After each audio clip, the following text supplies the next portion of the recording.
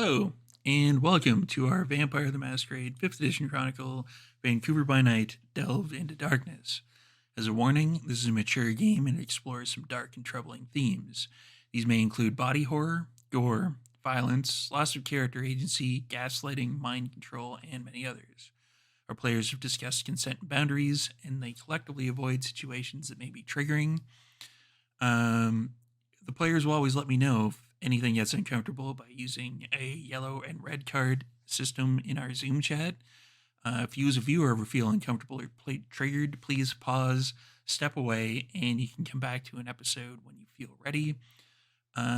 Or you could skip ahead on our YouTube and just watch the next episode. Thank you to our sponsor, Mikhail Artoria of Artoria Designs, who created these beautiful dice boxes.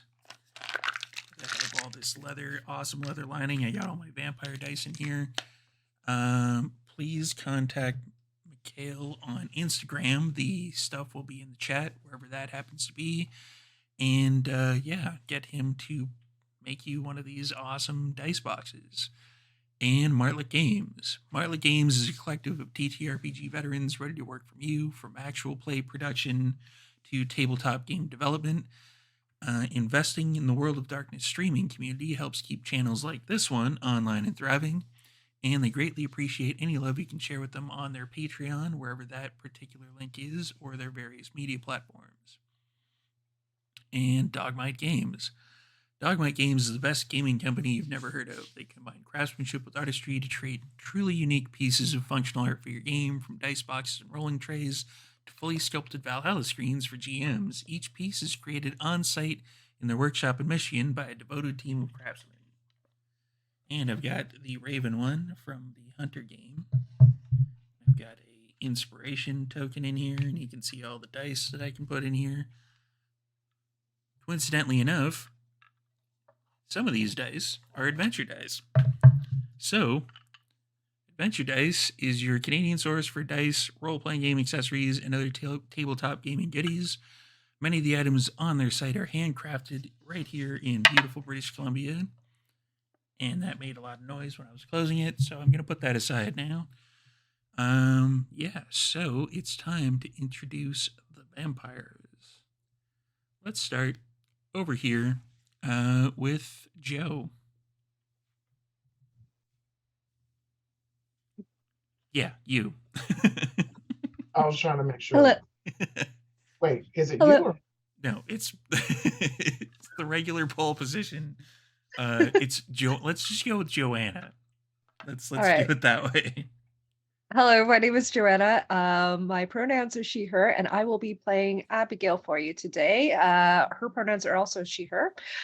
She is a techie Tremere and excited to be back in normal reality. I think it's normal. Maybe it's normal. Something like that. And other Joe. Okay, my turn. All right. Hey, everybody. Happy New Year to all of those who celebrate. My name is Joe, better known as DJ Torador, Nolafanger on Twitter, and I am playing Baron Vincent, last name redacted, of Clan Bruja, best Baron ever. Lovable guy, likes to know where the party is at, better flirt at it than Mordecai, and, I run the bars. So, yeah. Go Beavers. Sorry, Steve. It happens. And Mike over here. Hi, I'm Mike, he, him, and I will be playing Prince. Oh, no, that's cat out of the bag. Whoops. No, Vizier Mordecai, the loyal helper to the throne. Yada, yada. Prince of Vancouver. Of the Prince of Vancouver. Of the Prince of Vancouver. Sarah.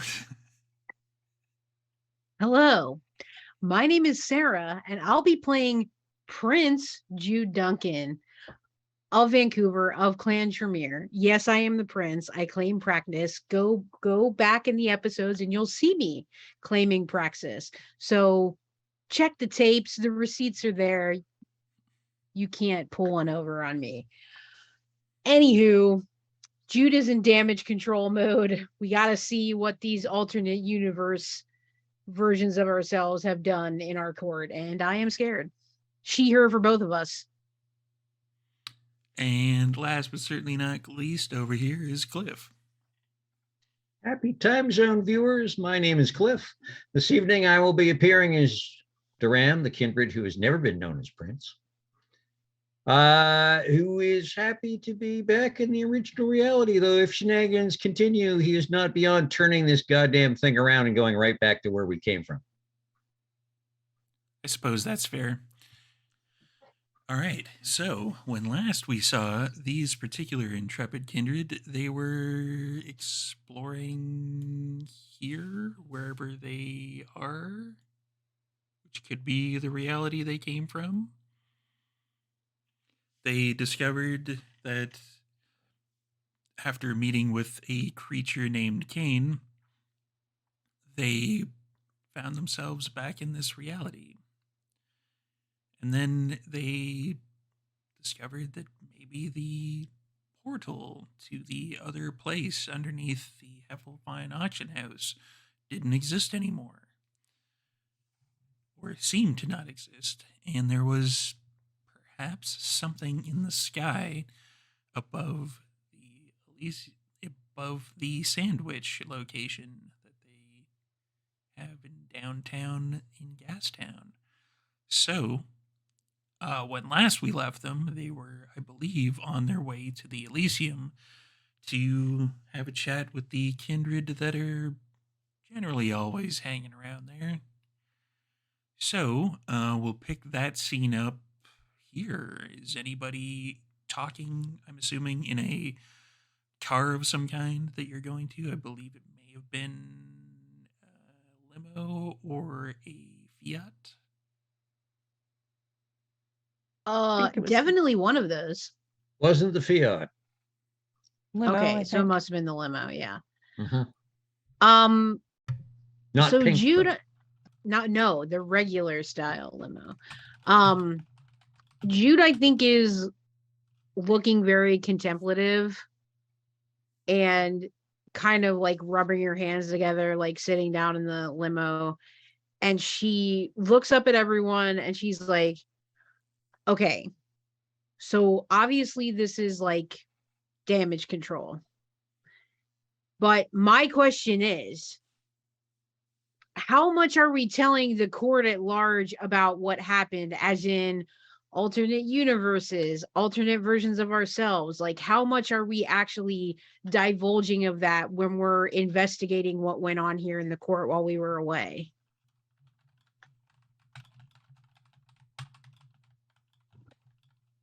Um, I think it's probably best to find out what everybody knows. Maybe quietly just asking if, they're happy with how things have been going over the past few weeks or something like that. I mean, any kindred will probably tell you that no, they are not happy, that, etc., because they're never happy.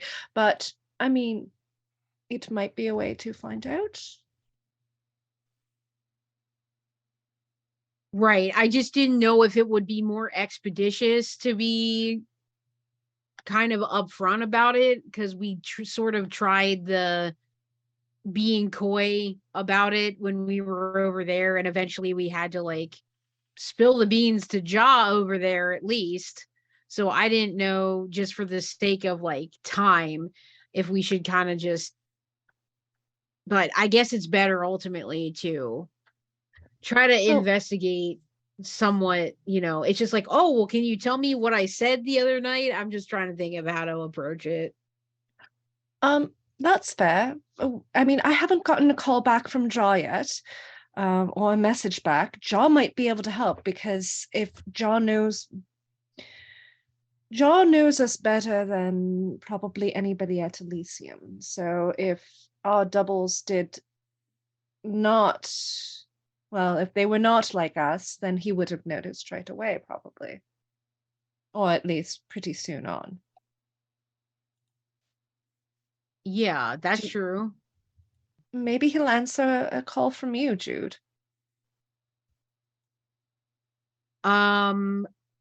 Yeah, cool. So Jude will call Ja.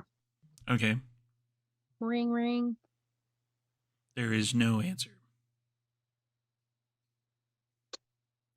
Okay, no answer. I mean, not extremely unusual for Ja, because who knows what he could be doing, but Is it? we'll just keep trying. What's up, Aaron? He's avoiding me. I don't think this is about any personal beefs. That we've got bigger fish to fry. Oh, I have no beef. I'm just, it was actually nice having someone that was like cool and not so. Ooh. Ja is just trying to look out for us. And yeah, he's a bit serious and, lacks a bit of humor at times, but I mean, I think that's just the way that he is. Okay, so storyteller, I want to actually text message Frank Okay. and just be like, hey, headed over, like what, anything going on? Just kind of like as a preemptive, like to get a temp if I can. It doesn't take too long to get a response. Like just as you're pulling up to the Elysium, you get a response from the number that you have for Frank that says no. Okay. Should I be And on alert? You get like another couple of seconds later. and I'll message back, no, not, I don't think so, but just taking stock. We'll be there soon. You get an okay back. Yeah, I think Jude just doesn't want to like cause any unnecessary panic, or like she wants to have the coolest heads as possible as we try to figure out what happened.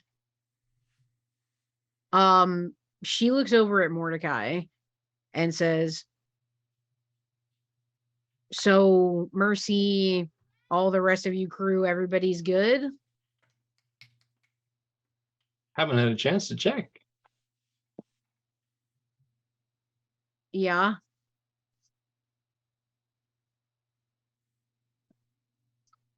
Just I don't sense anything different. Okay, well that's good. So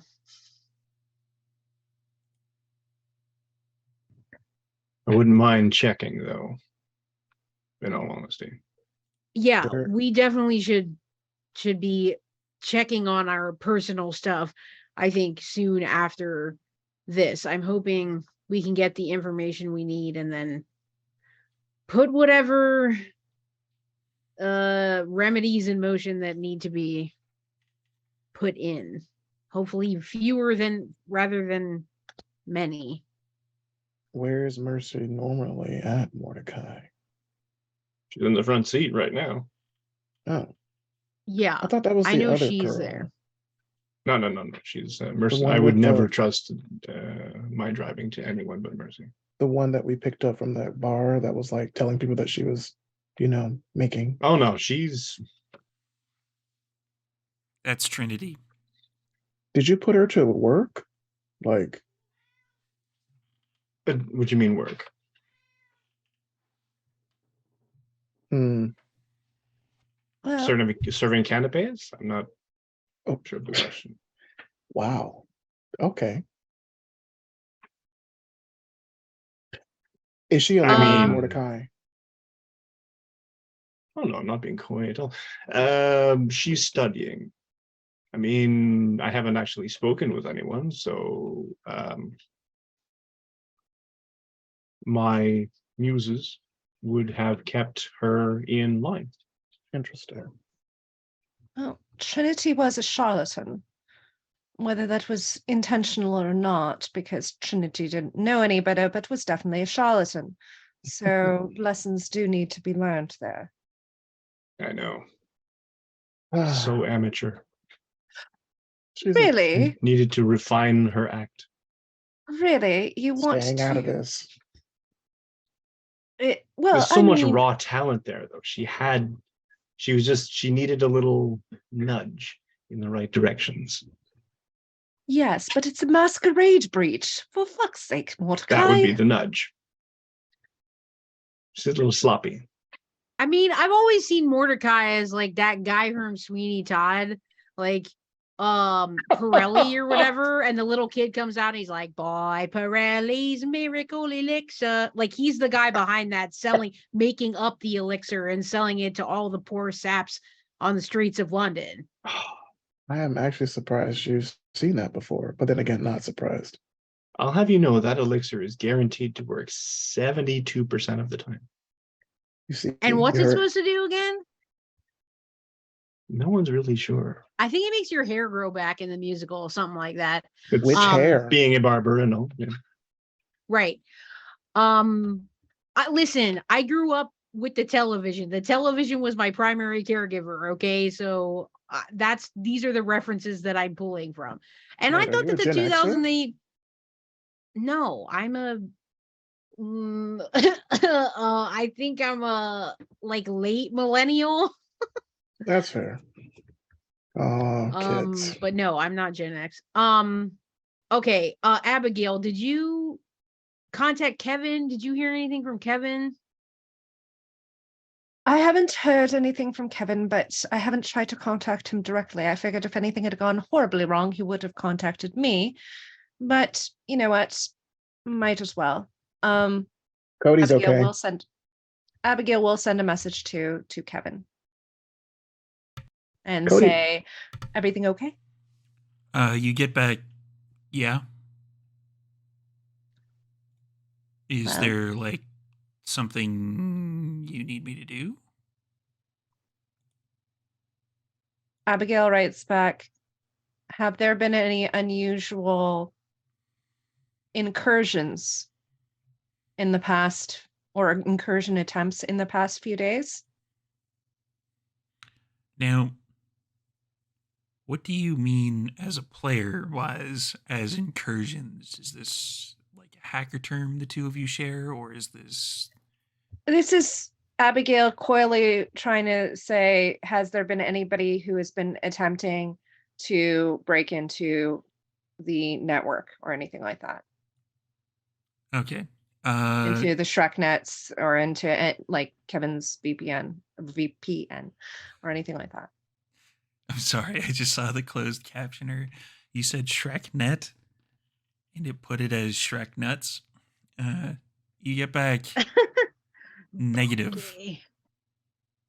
Negative on the Shrek notes. Abigail writes back, excellent. Glad to hear it. Have a good night. Thumbs up emoji. So seems like Kevin hasn't really seen anything unusual in the past few days, at least as far as our security goes. So I suppose that's good.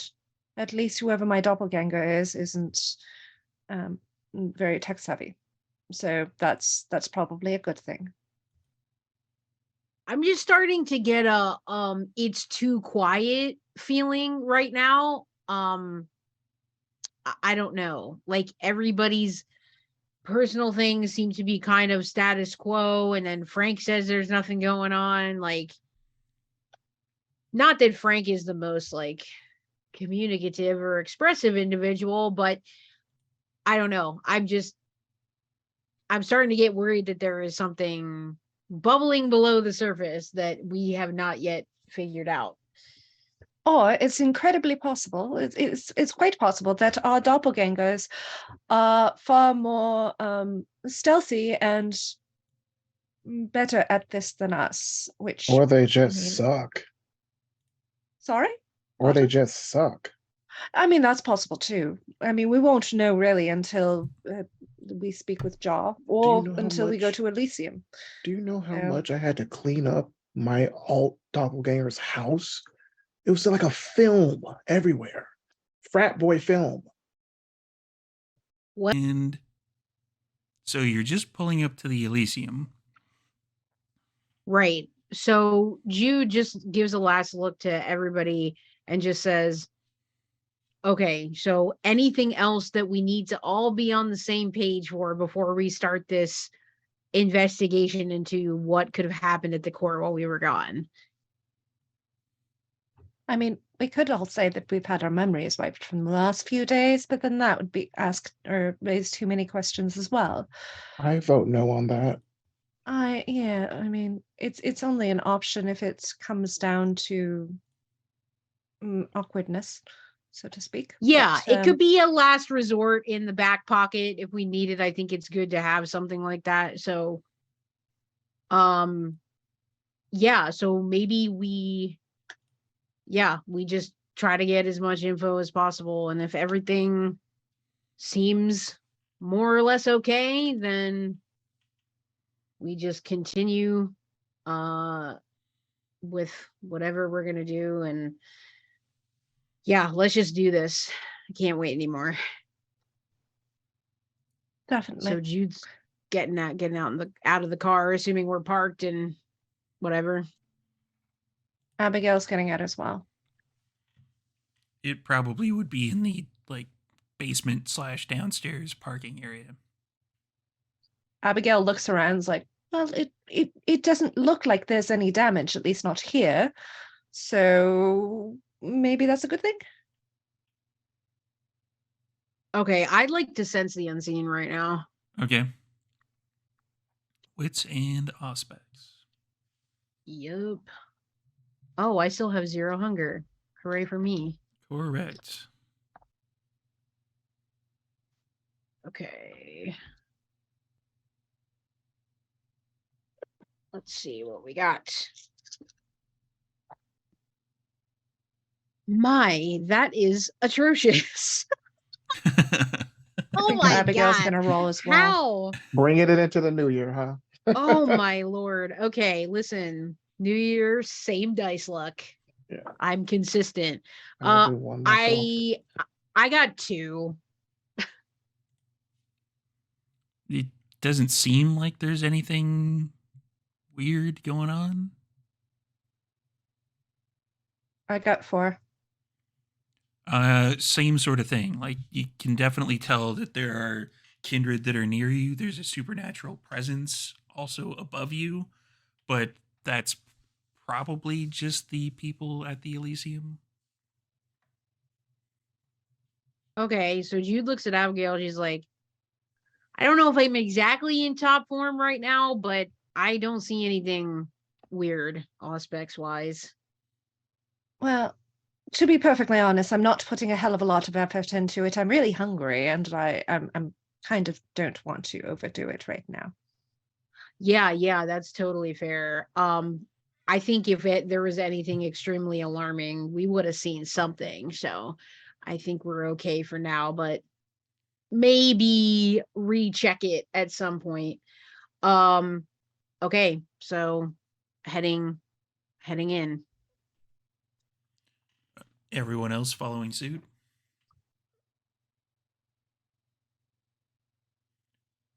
All right, so you go up the regular kind of passcode elevator. Passcode works. And when the elevator gets to the kind of sub-basement-ish area that regularly would have the sub rooms, the meeting rooms that were set aside for the prince and council, etc. The elevator stops and the doors open and Frank is there, like the pile of clothing that you have come to know as Frank is there. Evening, Frank. Evening. And there's like a hand that comes out and then lifts up a big pile of whatever's on the top. Hello, Frank. Boss. How's it going? Good. Good What's on the question docket? mark? Good perplexed mark. Okay. What's on the docket tonight, Frank? Nothing. Is anybody queuing up to speak with our prince? No, because you weren't expected. Fair enough. Well, maybe when they see me, they'll want a word, perhaps. But yeah, just gonna go in, do a little mingling, just see what's going on, and I'll be out of your hair. All right. Fair point. Do you want me to let people know that you're here and send them down, or? No, I'll just go in there. We'll just go. Yeah, we'll just go. No need to announce it. All right. Oh, Frank, here's some more boxers to put on your pile.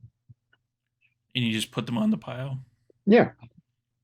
Like it's almost like a hand reaches up, grabs them Mm-hmm. from the bottom, and they kind of get absorbed into a small hole in the pile of clothing.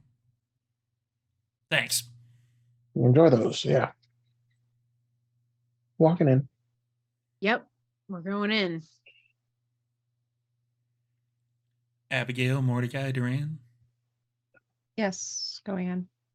It seems kind of like a regular Elysium evening. There's, the odd person here and there milling about. Just seems like it's a.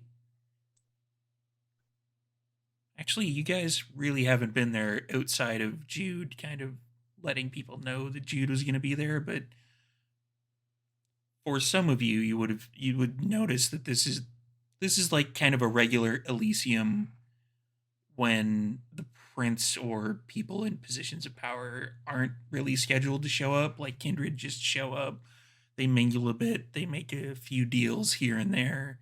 It's not like anything super formal or anything like that. Do I recognize anybody immediately? Not really. Like it seems to be a bunch of minor players this evening. Are any of the Toreador Marine girls there? There's like one or two. They're kind of easy to pick out because they have what can be only described as kind of haute couture. It's not like a pantsuit or pants or slacks or anything like that. It's kind of like there's stuff that one of them looks like they're wearing like a dress made of mirrors. It's a The other full-on one, Alexander McQueen. the other one runway is show up wearing in like here. a kind of a dress thing, but it has like maybe wiring that goes around them, like in various directions and stuff like that. But it's like it's like silvery wiring. So Abigail looks over like behind her because I assume we're walking by and they're kind of past. Looks over her shoulder. Looks back towards Jude. Rolls her eyes practically into the back of her head and keeps walking. And Jude like cracks a little bit of a smirk back at Abigail. So I would like to just approach not the Toreador, but just another like cluster of people and just kind of be like, hey, what's up?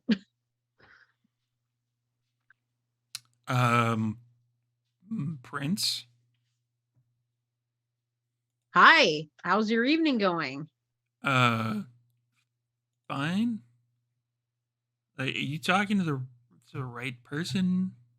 I'm just like a venture. I'm not very like high on the You sure you're talking to me? Like, is there?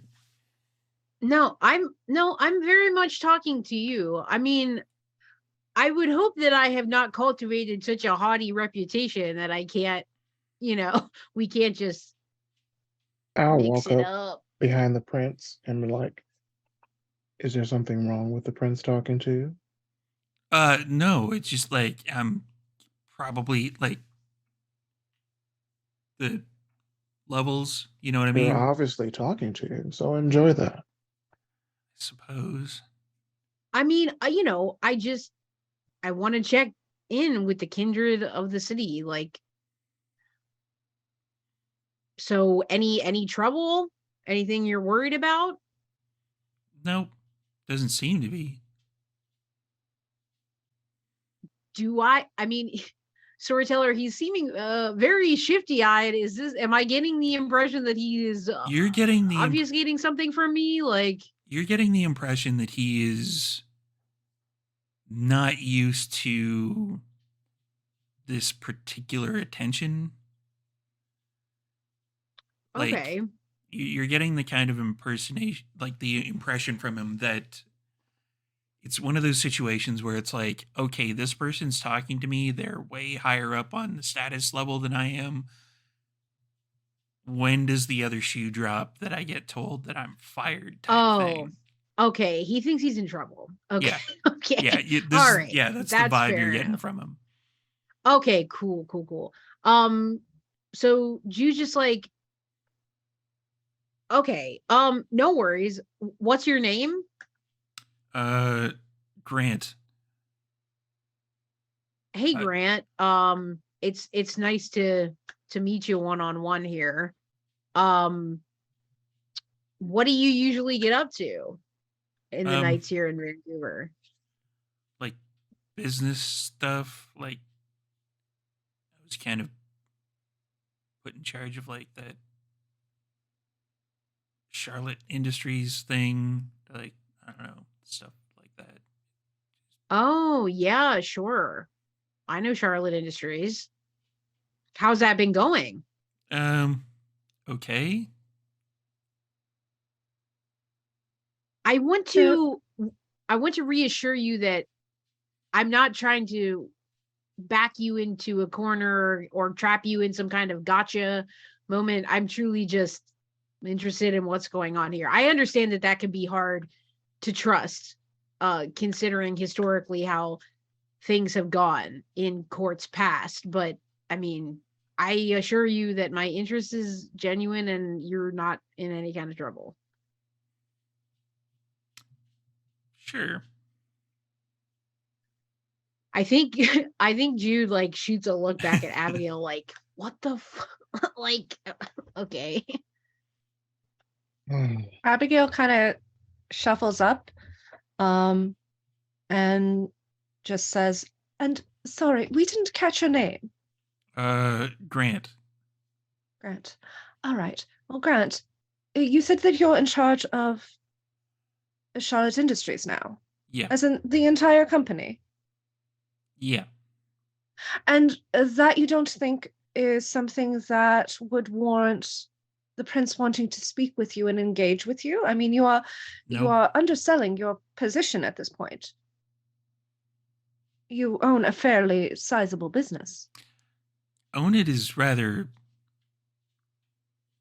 It's a Well, bit of a stretch. you run a fairly sizable business with important ties to the community. So I would suggest that if you have the prince's ear, that you definitely bring up any issues that you might have with the current position. And by the way, who put you in this position? Just so that we're clear. Victor Davenport. Of course, that makes sense. I mean, if you have any issues, by all means, bring them to the prince. If you think that there's anything that you can do to improve, bring them to the prince. This is your opportunity. I don't. Like, you guys are definitely getting, even with like half of whatever dice pool I would tell you to roll, even if it's like one, you're getting the distinct impression that this person, if they could sweat, it would be like you'd be getting ammunition off them. They'd be like sweating bullets. This is boring. I'm gonna go over to the hot little Toreadors. See you guys, and he'll just scuttle over there. Abigail and I looks think over at Jude Go and ahead. kind of raises an eyebrow. And so Jude looks back at Grant and she's like, listen, thanks for chatting with me and answering my questions. If you do run into any weird stuff with the business, obviously you can go to Victor Davenport, but you can also let me know. I'm interested in especially, the business part of all of this. That's important to the city. There's a lot of economy and enterprises here in Vancouver, as we all know. So those things, come under our purview. So nice to meet you, and you enjoy the rest of your night, okay? Yeah, you as well. Okay, so Jude is just moving on. And kind of just logging that info away because she's like, this is a dead end. Like, we're not gonna get anything out of this guy. So any Nosferatu I see around, maybe? With that number of successes that you got for Sense the Unseen, no. Ugh. Dang it. We only found about France with because he wanted to 4? be found. Yeah. Exactly. Damn. What? Yeah, Abigail got 4. Does that not? Abigail, are you actively looking for any Nosferatu? Am I re-rolling it? No. Okay, then I think I'm actively just looking around to see who's there, if there's anything unusual, which would include Nosferatu. Over by where Vincent went, there's the kind of 2 haute couture toreador that are hanging out there. And there's a statue that's there, and like right behind the statue, within earshot of the toreador, you can see something that's there.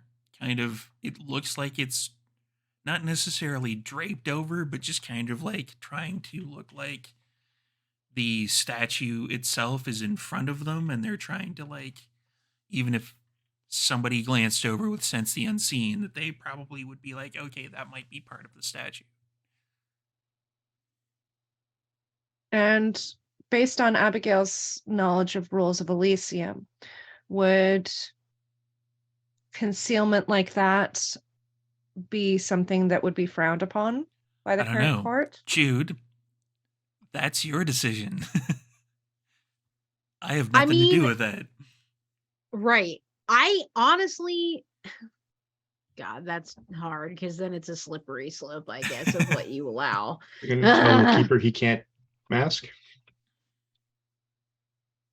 I mean, I don't know. I think Jude would feel, maybe as a young kindred that's not perhaps as paranoid as she should be, still probably thinks like, well, Nosferatu concealing themselves. In fact, most kindred that have the ability to conceal themselves may end up doing so for a variety of reasons, even at Elysium, but especially Nosferatu. So I don't think that that's something that she's going to take any individual kindred to task for at this particular time.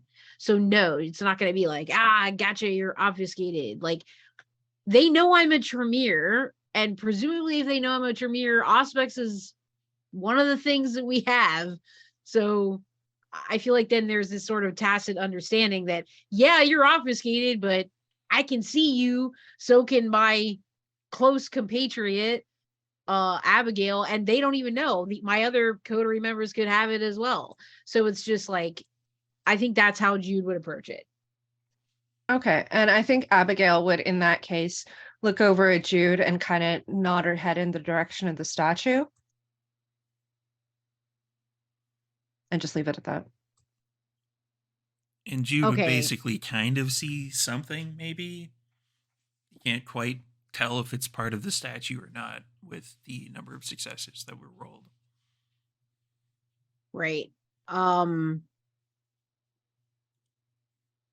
Jude kind of like looks at everybody again. She's like, I'm just trying to figure out who's going to give us the most information. Grant was kind of not helpful. So I thought, if there were any Nosferatu here, they might have the scoop. Well, and Abigail just kind of whispers, what I just pointed to over there on the statue, that's a hidden mouse. Well, probably a mouse. It's somebody hidden. If we try to approach them, do you think they're going to run away? I mean, they can try. So Jude is heading over there, I suppose, just toward the statue, despite not being able to see them very well or whatever. She just thinks that's the best shot. Okay. So you're gonna wander up to the statue. Yeah. That particular thing does not move. So Jude's kind of like looking at it from like different angles and like craning her neck to try to like see around. And I do think she turns back to Mordecai and Duran and is like, any tips for what we're doing here? Mordecai, I assume you took Grant's comments about Charlotte Industry under advisement. I have no opinion as to how the Ventrue conduct their business. I'm sure Davenport has it all in hand. Yeah, I would hope so. That's their hierarchy. That's how they do it. They assign the financial tasks based on hierarchy, based on prevalence, based on status within the clan. He's Right. got an assignment and he's doing it, I'm assuming, passably well enough that he continues to do it. Okay. I just didn't know if that signaled any red flags to any of you. I didn't think necessarily, but I just, Charlotte Industry of the past has. No, it's good that been- someone's handling it. Yeah, I agree. So Davenport in himself is doing a decently passable job of maintaining the pulling into threads. Right. All right. Well, I guess I'll check that off the list for now. And then she leans into Abigail to sort of whisper again, is like, can you talk to the guy? Because I can't see him that well. Can you just see what's up with him? I can do that. Can you distract the Toreador that the Baron is speaking with and engage them so that they don't notice that I'm doing that? Oh, yeah. Between the Baron and I think we'll have no problem doing that. So, yeah, go ahead. My guess is that he's probably eavesdropping on them, and they probably wouldn't take too well to that. So maybe distracting them from the fact that there was something watching them might, yeah, that would be good. Cool. Consider it done. So Jude will immediately go to approach the Toreador then. All right. Baron Vincent, you've already been approaching the Toreador. Duran, what are you up to?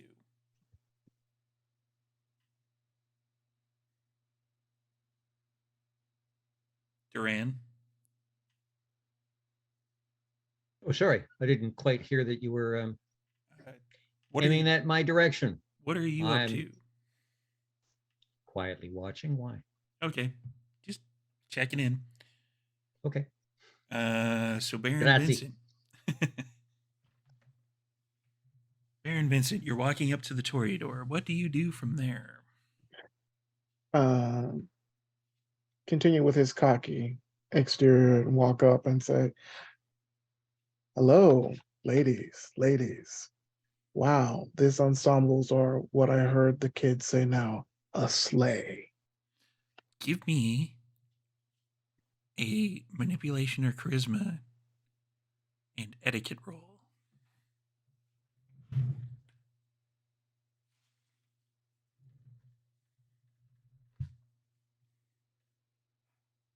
Can I surge? If you want. I don't want to do that.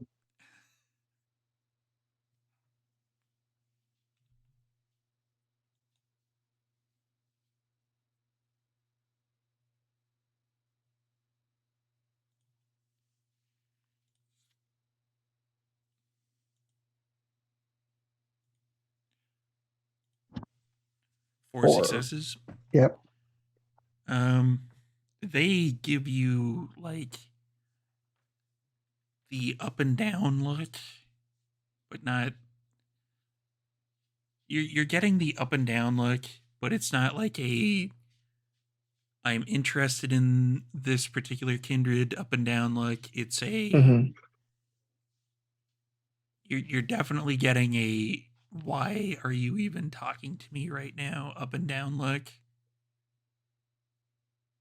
And they're like, yeah, slay.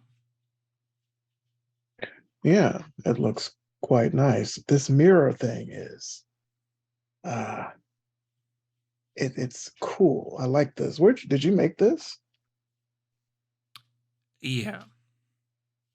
darling? What is your name? You look radiant tonight.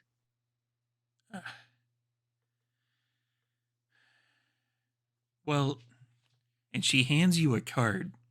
And on the Mhm. card, it is a rather ornate symbol, but it Mhm. doesn't look like it's like supernatural or occult in any fashion. You can address me as that.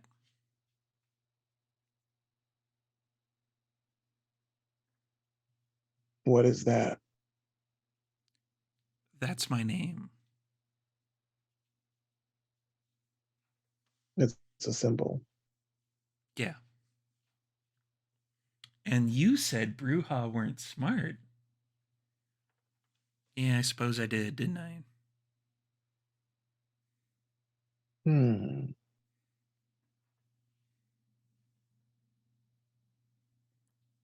Can Jude Yeah. come up at this time? You'll Okay. see his right fist ball up and him kind of.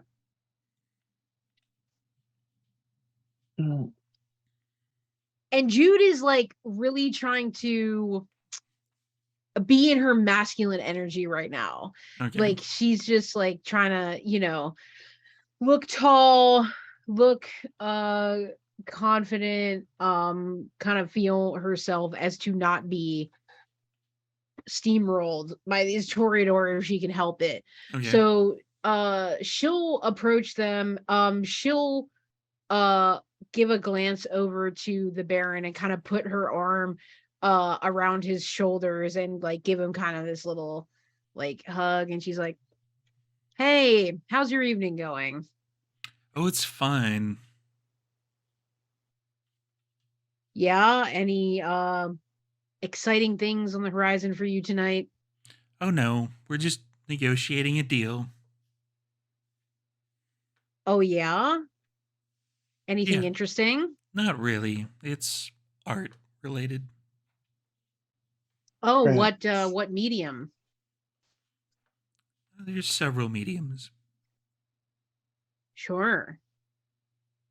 I was Uh given a card, Prince, that has a symbol on it. and Jude will take it in between her two fingers and look at the symbol. Yeah, it's ridiculous at the same time it's ostentatious. It's just Jude does not enjoy like the prince like fucketry of this. She's like, okay, whatever. Um I was. oh yeah, very interesting. They said this person said that was their name and how they should be addressed. it is. Oh, how do you pronounce it? Generally people just hold up the symbol. Oh, Isn't that perfect. lovely? Listen, I love different forms of alternative expression. So this is just another one of those, especially as it relates to identity. You know, it's very important. It is, isn't it? Mm. And there's like nodding going on back and forth. I was Yeah. complimenting them on their fine dresses. Yeah. I mean, I would expect nothing less. So this seems I would about on I, par. I would actually expect a little bit more. And there's like an immediate kind of like Ugh. glare in Vincent's direction. I mean, if they're going to pretend to wear haute couture, at least better pass the smell test. And Vincent will spin on his heel and walk away. Vincent flounces. Oh boy. Okay. Um so Jude just got, she does like watch Baron Vincent like walk away, and she just kind of like does a couple nods. She's like, all right. She's like, all right, well, just sort of getting the lowdown on how things have been going. So you have your deal that you're doing. Obviously, I will leave you to that soon, but any concerns, worries regarding the city, your own territory, your safety, anything like that that you'd like to share while you have my ear? We do have a concern. It's with that one, and they're pointing directly at Vincent. And what is your concern? Anarchs here?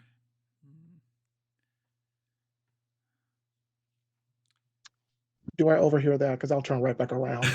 No, just stay away. Stay away. I'm Do not feeling come particularly back. brouhaha right Don't now. come back. No, stop. Um, Do it. shut up, Palpatine. So she's like, Jude nods her head, and she looks back at them. She's like, listen, I understand. I get it. Okay. Mhm. But, you know, they have territory in Surrey. And as of right now, those territories are being respected. And I think it's important that there is some kind of representation here so we know exactly what's going on. And Mhm. I'm friends with him. So I can see exactly what goes on. So there's never any surprises, you know?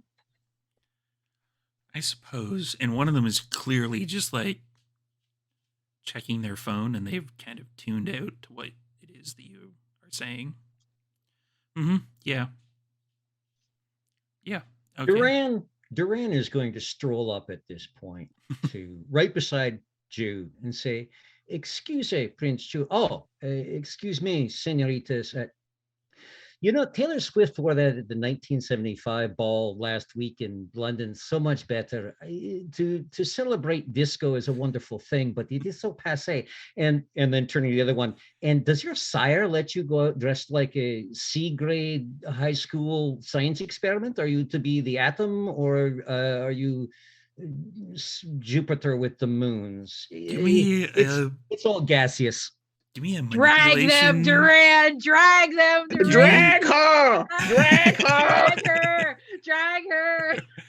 give me a manipulation or charisma and etiquette roll, please. Yeah, and I'll throw in the fashion expertise as well for fun and just Good for plan. shits and giggles. I'm going to successfully rouse my charisma just for the extra dice, because why not? It's the extra 2 dice. Well, the extra 2 dice, yes. Okay. The Give me extra a second here. dice. Okay, how many is that? 2, 4. It's a lot. It's a few. It's a few, rabbit. It's a few. Oh, yes, it is indeed. Okay, and just for fun, we'll toss some willpower just because. No crits, but what the heck. So that is 7 successes. They don't. You pick up on it, Duran, because you've scored that many successes, but there's like a briefest second. Jude doesn't quite pick up on it.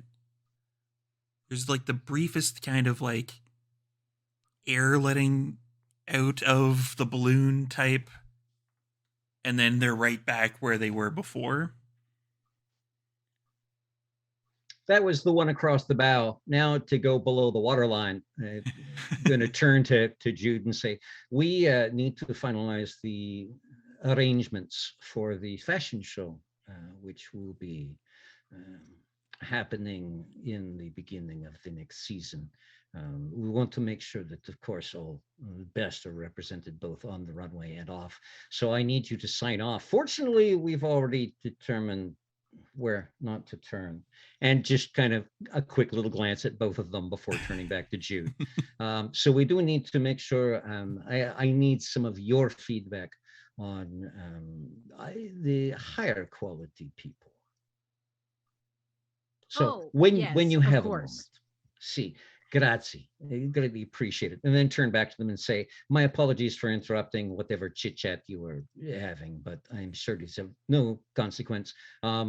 If you could have your sires, please, however, contact me and fish out a pair of business cards at my tailor shop. I would like to speak with them about allowing their child to appear properly in public. Obviously, your sires have well, your education has been grossly neglected, and I would like to see that it is taken care of. This is Vancouver. This is not Cleveland. And then turn and walk away. Cleveland. Damn. Goddamn. And Jude is truly like inwardly just like loving this. Like she's trying not to just like cheese massively at this whole thing. So she's like remaining like neutral expression, and all she does is give the like, and then just walk away and follow Duran and say nothing else to them.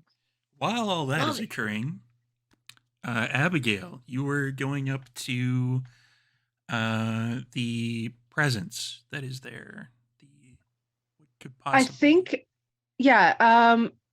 Storyteller, I'm assuming the space that we're in, there's like large columns and stuff like that, which would Yeah. obscure. Okay, so what Abigail is going to do is Abigail is going to go behind one of those columns just ever so briefly, and she's going to go unseen passage, which I've already rolled for. I failed the rouse check. I'm now at 400 for hunger. So You and are not, if I remember correctly. I gained that hunger, I think, after we already. Nope. Oh, maybe not. I guess No. not. There was no hunger gained, and I've been keeping track of how many hunger each of you has. Oh, right. Okay, yeah. No, sorry. My bad. Okay, then I'm not hungrier. Or maybe I am. Who knows? Storyteller, am I hungrier for that rest check? You are not hungry at all. Okay, Like perfect. all at all. Okay. So Abigail is going to then slip back out from around the column in unseen passage and just slowly walk towards the nos. And she's just going to whisper because she knows that she shouldn't really be going above a whisper with this. And she just says, do they know that you're eavesdropping on them? Nope. And have you been hearing anything interesting? Yep. And do you care to share that for perhaps a price? Not here. All right. Where can we meet you then? And there's definitely like a mental math that seems to be going on. Downstairs. All right. So say 5 minutes? Sure. And then at that Okay. point, that's when the shots across the bow are occurring over in the conversation with Duran and the Toreador, the artists formerly known as Toreador. Yeah, so that is actually a good point to take a bit of a break. So come on back in about 5 minutes, everybody, 5 to 7, and we will see what happens on the second half.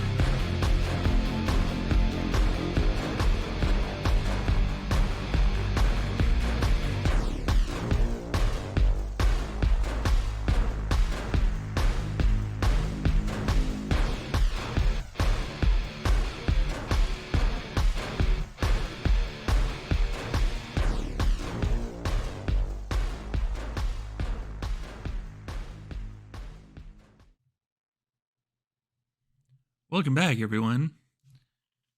We are back, and there has been some cattiness at the Elysium. I know, shocking, right? So Abigail had just finished up talking with the Nosferatu and arranging a transfer of information in the downstairs area. What is everyone else doing? I believe Jude and Duran just left the presence of the Toreadors. Vincent had wandered off before that after engaging with the Toreador, and Mordecai is. Mordecai Yeah. taking everything in. So as everybody sort of departs everything else, he kind of glides up to the Toreadors.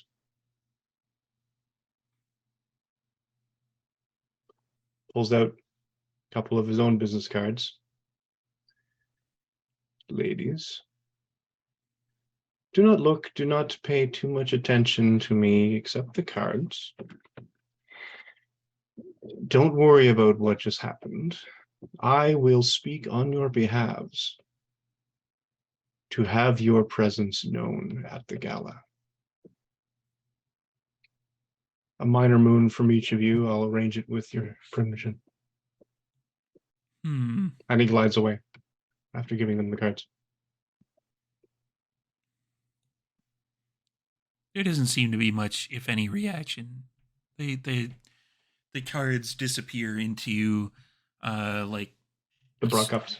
Yeah, things that Oh, the pockets. they There could would be be pockets. kind of purse things, but they don't even look like they're big enough to fit a business card.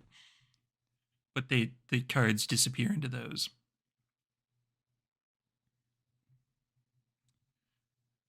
Where is everyone going from there? I think Jude probably understands that Abigail has probably established some kind of like conversation with that person, but Jude is afraid that if she approaches it, it's gonna potentially spook the Nosferatu there and maybe drive him away. So I think she's just sort of continuing to mingle and sort of looking in Abigail's direction every once in a while for some kind of like signal or like move along or come here or something like that. So Jude is also just now kind of in observation mode and not necessarily like approaching someone right now. It probably would have happened, give or take, around the same amount of time. Like while the conversation with the Toreador was happening, the conversation between Abigail and the Nosferatu would have been happening. Okay. I think So when what yeah, go ahead. I think what Abigail would have basically done is had that very brief conversation with the Nosferatu and stayed obfuscated. And once Jude is walking away, she would have kind of glided up to Jude, still obfuscated, and just kind of whispered, he says downstairs in 5 minutes, we can talk. And then she will probably glide back around kind of one of the bigger pillars and come out of obfuscation. But at some point in that, she would have probably seen what Mordecai had done and kind of snickered to herself and said, but obviously so quietly that no one would. All right. Cool. So, Then I think Jude would be then like, you know, trying to get Mordecai, Duran, Baron, like their attention and be like, you know, we're going downstairs. And so Jude's gonna make her way. is everyone else following suit? I know Abigail is probably on that particular train. Yes, and I think Abigail would have, like if she saw anybody along the way that from the coterie that she hadn't already motioned to, she probably would have done the same of whispering in the air before unobfuscating. Duran, Mordecai, and Vincent. Confirmation for Duran. Vincent. Vincent is sulking. and plotting in his mind, but he will follow. He just won't say anything. I mean, that's entirely fair. Mordecai. He's going to briefly wait. Everyone else files out, and he's going to take one more stock of the room. And then follow. There's probably a door, like kind of like the old gymnasium type double doors where you close them both. As Mordecai closes them both, you hear a ow from the other side.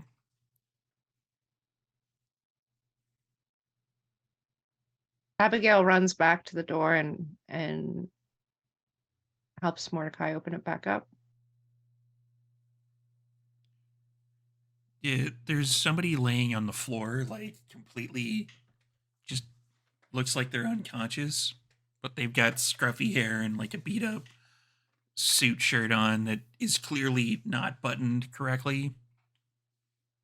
Wouldn't I have just let them in? Isn't that how obfuscate works?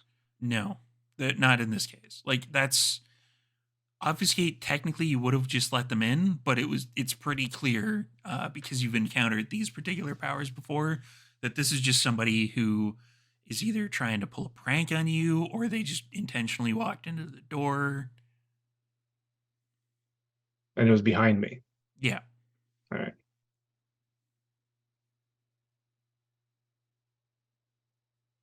Well, are you coming in or not?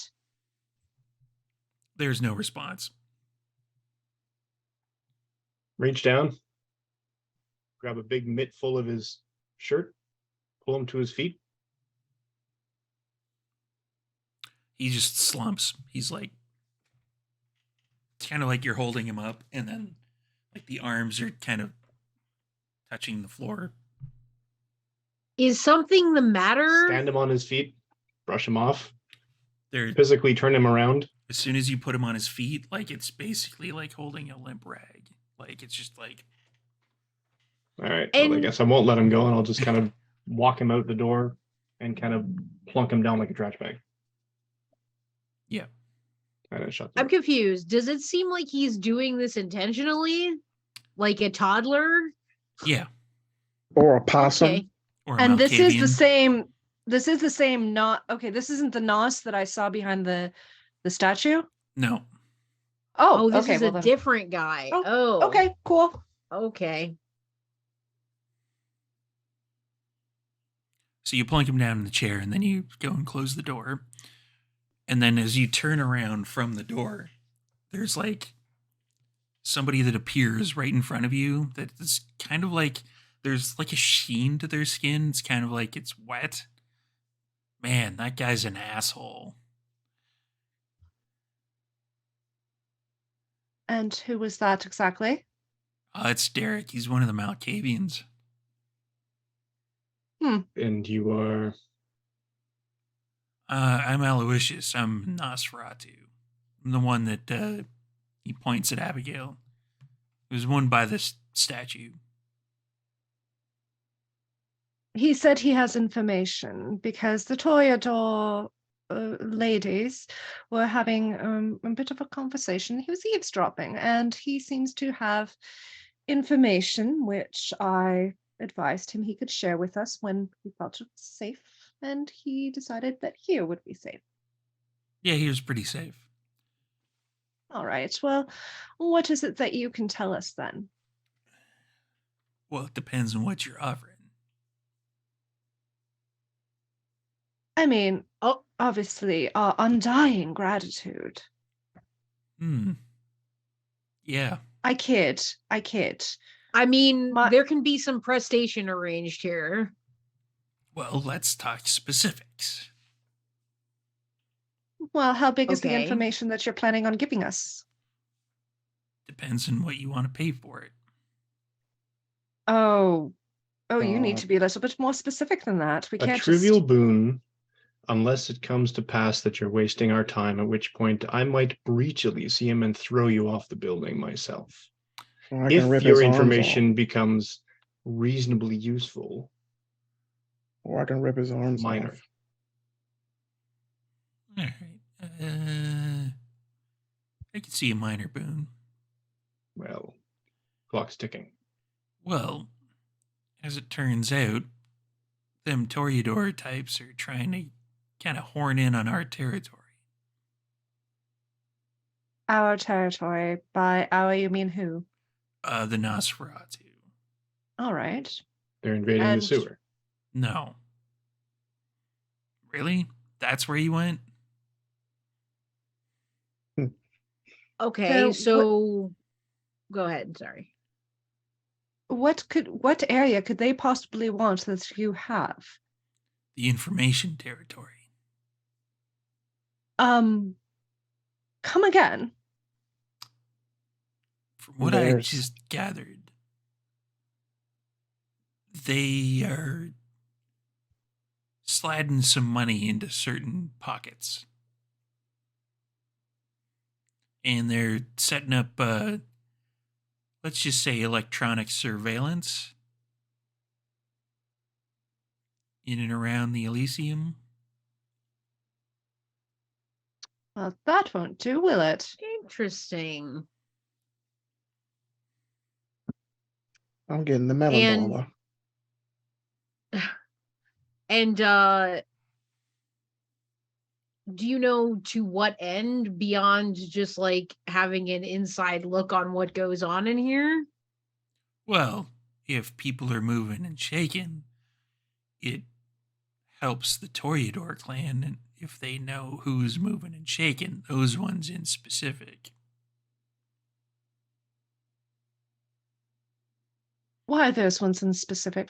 Well, because they're the ones setting it up. I was just trying to figure Uh, Well, I mean, they're setting it up, but they must have a reason for wanting to set this up, other than, well, I mean, by reason, I mean they must have somebody who is instructing them to do so, because quite frankly, they don't seem very I won't say it, but is it the sires that Please you think do. of? Please do say it, Abigail. I want to hear this. No. Not I'm in just mixed very for it. company, okay? No, Just no, not we- in we- mixed company. If they're Exactly. selling us out, why not? rude. well, Okay. Let's cool Okay. it. Okay. We don't Are need there to bring that sires? stuff into here. Yeah, they're sires. I also wondered that too. Who are their sires? How are they involved in this? Do you know? No idea. I just know that those two were talking about arranging final payments to, it's like a Acme cleaning company or something. I was just about to go and tell Frank, because Frank, I think, is the one who hired that particular company. So if that's compromised, Frank would probably be the one to want to know about it. All right. My prince, maybe we should call Frank down here and ask him to join us. Also, Aloysius, thank you. This is very good information, Right? obviously. But, I mean, if you could stay here a little bit longer and perhaps convey this to Frank as well, that would be appreciated. Sure. What do you think, my prince? Should we call Frank down Yeah, here? I think it's good to get him in the loop right now. Yeah. And storyteller, what is Derek doing? Is he still just slumped? Does he look like he's like listening intently, or what is he doing? Mordecai put him in a chair outside of this particular area. If I Oh, recall. outside of Yeah. the room. Okay, sorry about that. I thought he was in here for some reason. But if you Okay, like never take a mind peek then. outside quick, it basically he's still slumped over in the chair. Okay. Cool. I don't know why. That's I making don't me get it feel either. It could be I weird. don't know, like weird Malkavian performance art or some bullshit. I don't know. Yeah. Yeah. Okay, so I guess storyteller, I don't Yep. know. Sometimes with the like technology stuff with the cam and like exactly how it's treated in this particular game, like is it gonna be like a huge weird thing if I like text Frank and tell him to come down? Or Okay, don't I think didn't know so. if that would be like, Yeah. oh no, like It's you're up using your to, phone in Elysium. Like, I don't like a know. bunch of other things. It's up to the prince as to whether or not that is acceptable. Well, Jude is pro technology and understands that this is an inevitability of the 21st century. So she's not like,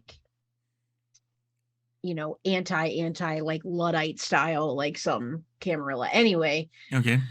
so she's texting Frank and just saying, please come down to the basement area for a discussion. You get it back at Kate. Okay, Frank should be here momentarily. Aloysius, do you know those two Toreadors' names?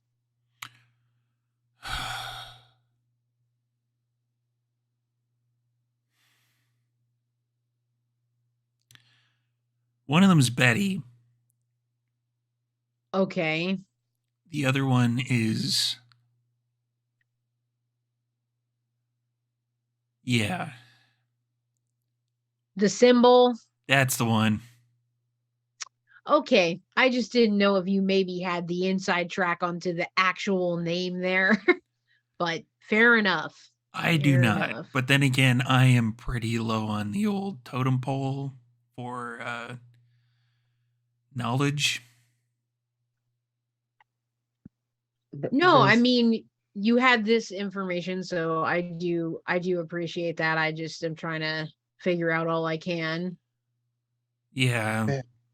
I don't even really have access to all of ShrekNet yet. There's some parts that I like system admin things, and et cetera, I can't access. Assuming that's where the really juicy shit is. I would assume. Betty, Abigail turns to Aloysius and says, "So, how much do you know with regards to the actual cameras that are in use, the system that is in use? I mean, you are, of course, one of our techies here. I'm sure, as a I am- Nosferatu, you would have some information as to which kind of systems are in use, perhaps." I don't know. I'm not one of those types of techie Nosferatus.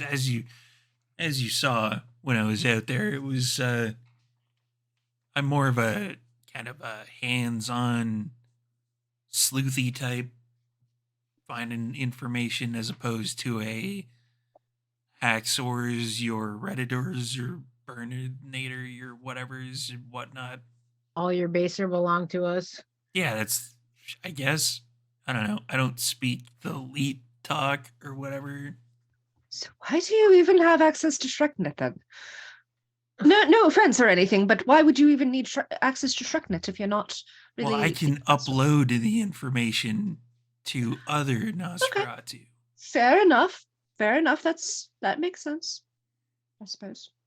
Baron, did you have a question for Aloysius? Betty, you say? Yeah, That's it, no last name. Toreador. Thank you. That's all I have, Prince. Making mental notes. Yeah, for sure. Has Frank made his way here yet? You hear, like, at that point, kind of a knocking on the door. See if this works. I did not hear it, but I appreciate it. There we go. Heard that. So Jude will open the door.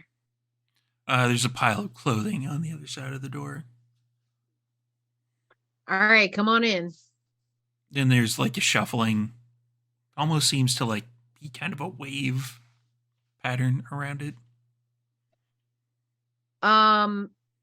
Cool. Well, Keeper, we have some interesting information here from Aloysius Hey, about some things that may be going on with the Toreador and some surveillance at Elysium. Aloysius, will you fill Frank in, please? I'm just gonna do an old LARP trick of blah. Yeah. At that Blah, blah, point, blah. he relates Sure. the information to Frank. Frank, there's not really any way of getting an expression off of Frank because you can't really see any of Frank. And he's like, interesting.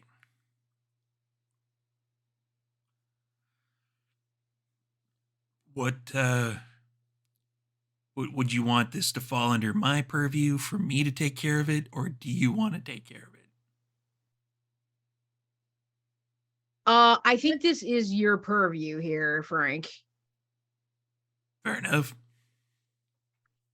My prince, it might be beneficial for us to know who the sires of these Toreador are, and perhaps if there's anything deeper afoot, because a simple surveillance itself is, of course, an issue, but the reason for wanting to gather the information is probably, I mean, all kindred want information, want things to hold over each other's heads, but the audacity to put it at Elysium is something that most kindred don't try. So, Yeah, I'm in the same boat of like, why is that something that they even think that they can get away with that we wouldn't know? So yeah, Frank, I trust that you will be keeping me in the loop for any important updates on this. And yeah, getting the names of their sires is something that should be within the checklist, so to speak, regarding this matter. Fair enough. Okay. Let's see. Which Toreador are there? It's Betty, and it is the Toreador that is gives people a card with a symbol on it and says that's her name. Oh, Camille. Tamil. Okay, great. Fucking pompous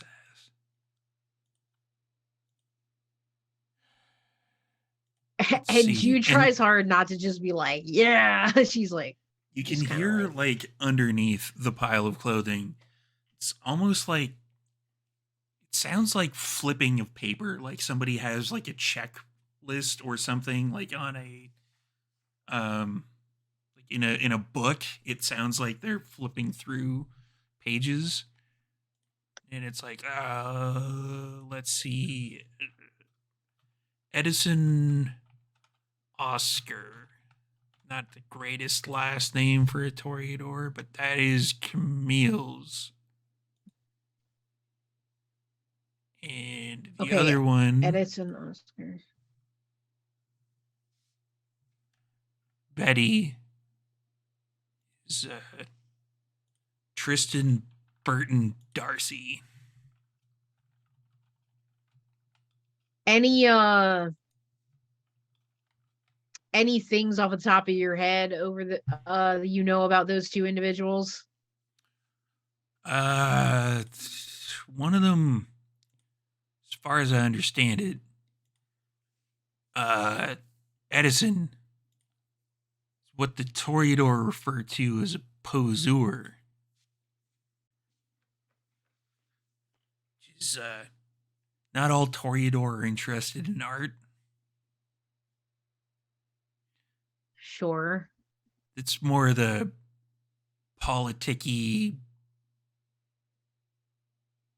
you scratch my back, I scratch yours, whatever thing.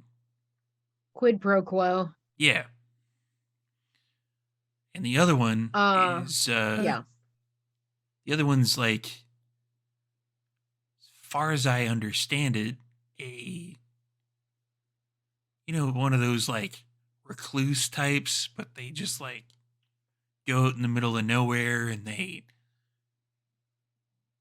paint landscapes and whatever group of 7 type nonsense.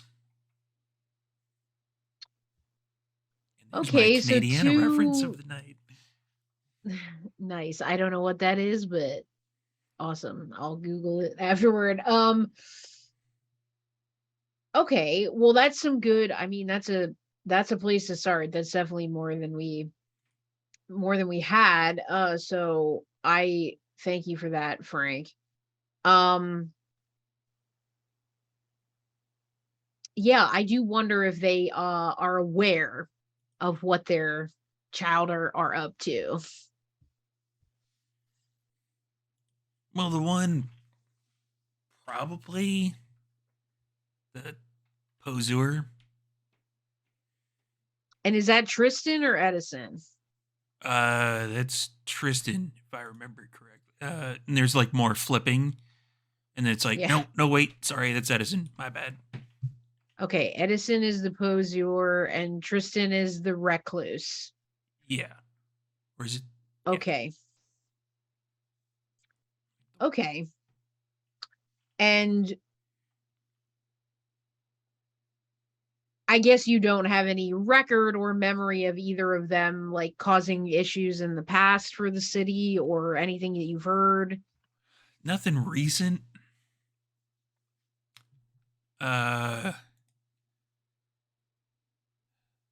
Edison was, as far as I recall, in the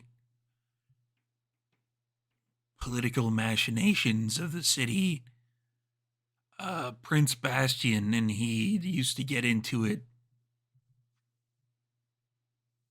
all the time when they were Interesting. up and coming Toreador. Okay. Um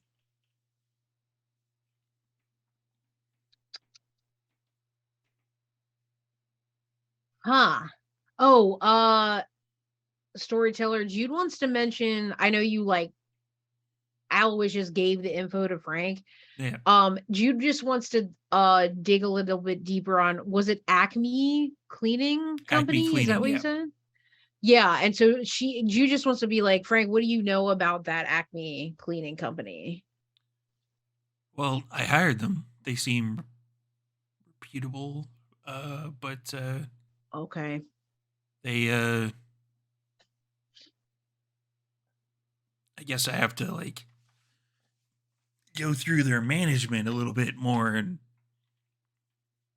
suss out who told them they could put stuff in my Elysium. Frank, are they kindred or kind or a mix? As far as I know, they're all regular human types. Interesting.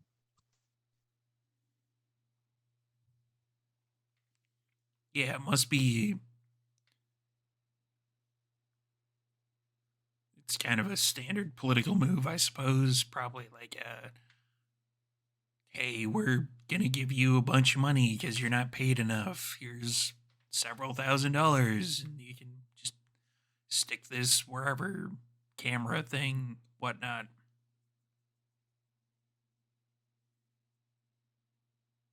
Yeah. Storyteller, I don't know if my brain is just like making a connection that is not correct, but when we were in the other reality, Yeah. and there was we were I think in the auction house when we were making our way towards the Kane figure, there were like bodies and stuff that were in uniforms Yep. of That was like a cleaning, but that's a Giovanni. That was Giovanni Cleaning, yeah. Okay, so there was no like Acme No, nothing up until this point. symbology. Okay, that's fine. Just making sure. Okay. Okay. All right. She's like, okay, Frank, anything else that would be advantageous for me to know right now about the sires, the child, or their potential desires? I don't think so. Okay. All right. Well, yeah, I mean, I expect you to be on this pretty much immediately, as Yeah, this I'm is gonna a matter of security gonna do and a safety sweep for us. of the Elysium. Yeah. Kind of see if I can track down all these things. Do you need help, Frank? No, I think I got it. Unless you have any expertise in electronic surveillance. I mean, yes. Yeah, Abigail. But Honestly, it's shouldn't be too hard to find them, but you have access to all the various Shreknets and things. Give me like a day or two to do a manual sweep first, and then I don't know. There's some way that they got to be getting this footage, so I'm guessing it's probably some kind of closed circuit video surveillance thing. So give me a bit to see if I can clear it all out, and then if you can like try to figure out where the feed is going or whatever in like a day or two. I can definitely do that. See if I got them all. Abigail's the one to trust with that. Abigail is the best. Oh, well, thank you, Baron. I appreciate that. But I mean, I won't take credit for being the best. I just do what But I you- can. But you are. You should own that. Oh, well, there are better ones. There are better ones. There are legends out there that we don't see because they know how to hide from us. Anyway, so Frank, let me know, and I'll take care of what you need. In the meantime, if you hear anything else, please let Jude know. And if you need, or please let the prince know. And if you need any additional help from me, by all means, I'll be doing some of my own investigations into these sires to see if there's anything, any money transactions or anything like that that could possibly be in play. Will do. Okay, thank you, Frank. And the pile of clothing makes its way out the somehow opens the door and then makes its way out, and then the door closes behind him. And Aloysius, I Uh, think that you all owed that boon, yes? I'd say so. Mordecai, are you able Trivial. to make trivial boon? All right. Wait, what? This has nothing to do with the prince. This has everything to do with the keeper and his job. Well, that's questionable, but I mean, you might be right in that.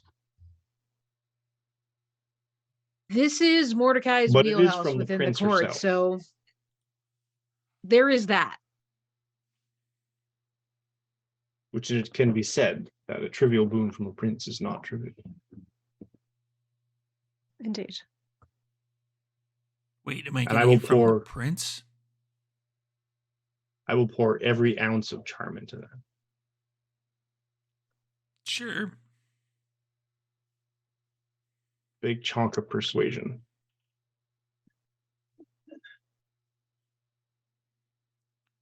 He's still not sure if he's getting it from the prince or from Mordecai. The prince. I'm not giving up boons. It's from me, Aloysius.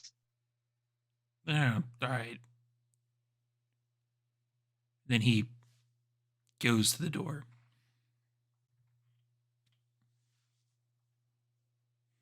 Okay, that's cool. He can leave. I figured it'd be a good time for a conflab with the coterie while it's just us. Though I guess Jude will once Aloysius is fully away, she's gonna peek in the door and and look at to see if Derek is still there. Yeah, it's still in the exact same spot. What's going on with that cat? Yeah, I don't like this. I know it's probably nothing, but it's really giving me a very weird and bad vibe that I don't like. So I would like him to be removed from here. You want me to throw him outside or flip his nose or? No, just if you could just take him back upstairs and just deposit him in the regular Elysium area, that would be fine, but I don't want him outside the door. I'd be happy to. Okay. Thank you. So you're gonna physically remove him? Yep. All right. Yeah, it's basically like carting around like a best way I could use to describe it would be like a trash bag that's full of kind of sand where it's just like, you know, you go to pull up in the middle and then like it kind of flops over like both sides of your arms, and then you try to like readjust them, and then it's just like, yeah, it seems like he's being floppy, but at the same time there's occasionally times where you're like, this guy's doing this shit on purpose, like he's emphasizing the flop a little more.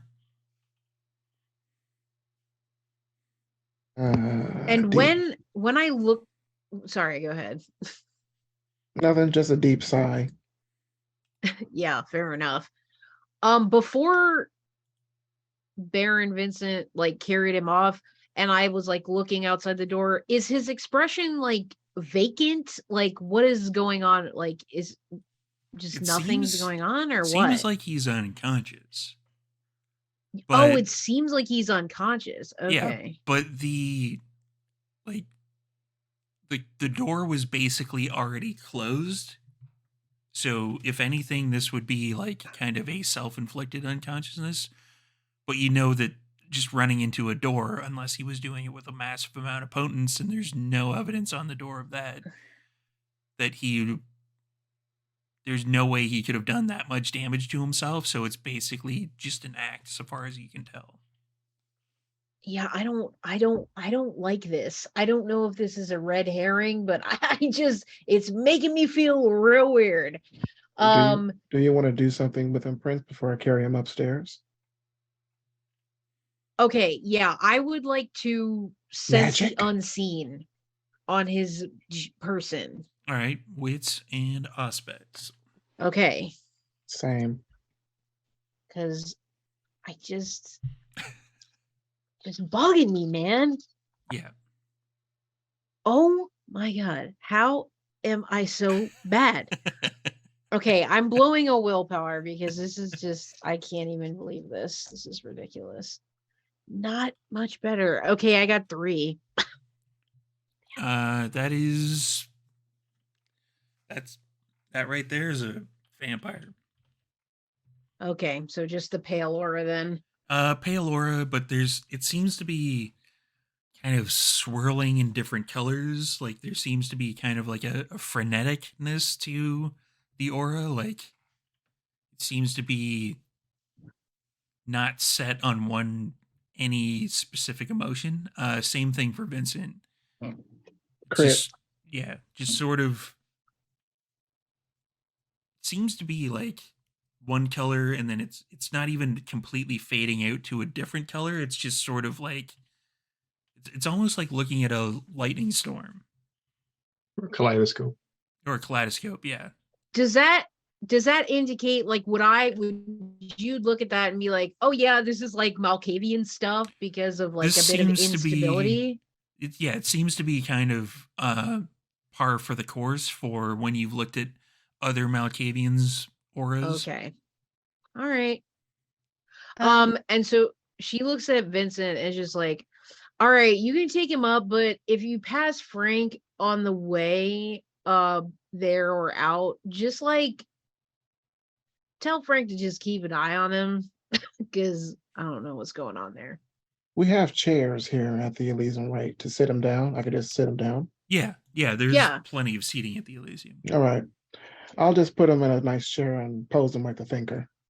And I'm out. I'm carrying him. Whereas Sounds good. And when you get up there, whereas that normally seems like something that he would have, you sit him down and he would have flopped. He kind of, it's almost like he kind of gets the idea that you're trying to portray with this particular thing of art, and he like sits there like perfectly like the thinker, like you pose him. Is it by the twins? Yeah. Okay. Do I see them? Yeah. They are, let's say, casting shade over in your direction. Eddie.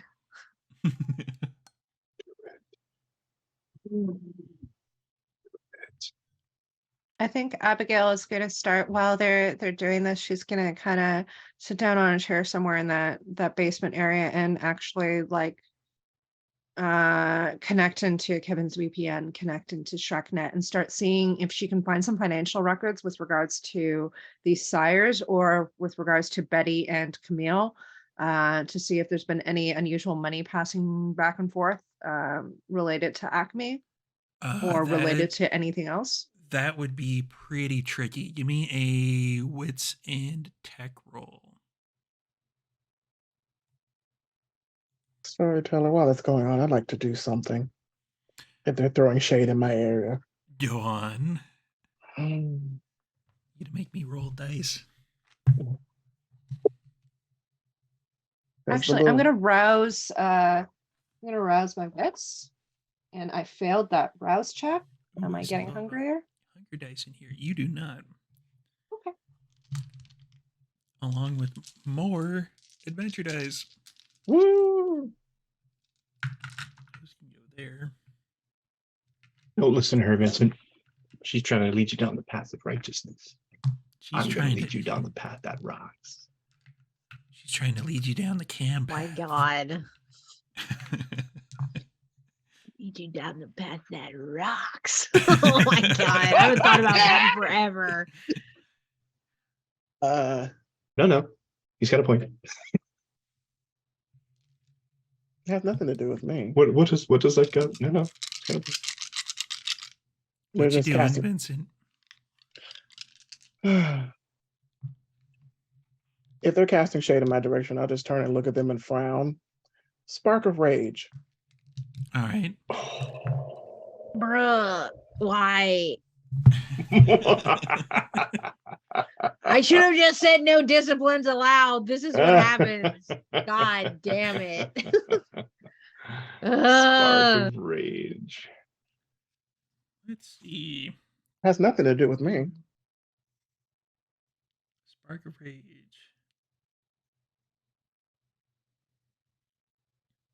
Potence. Yep. So User can activate this power by rolling a contest of manipulation plus potence versus composure and intelligence of another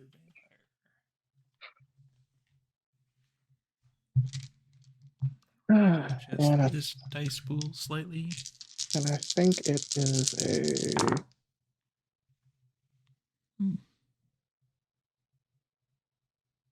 it's a rouse check.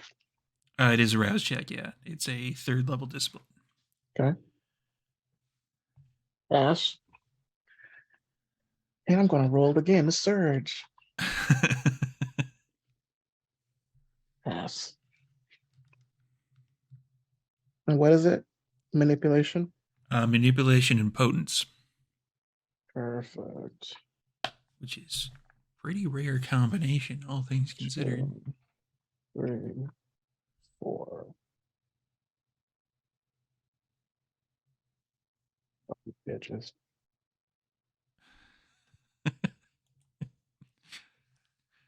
Yeah, you're right. They're totally wrong for throwing shade in your direction.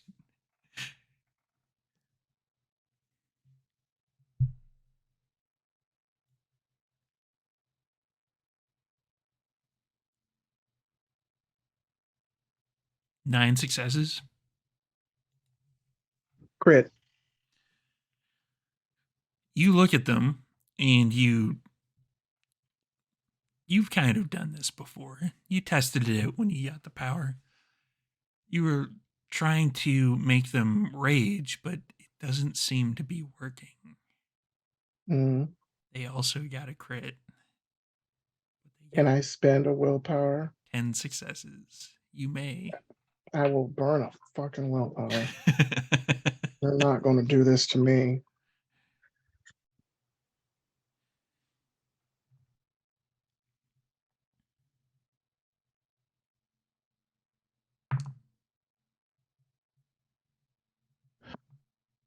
$11.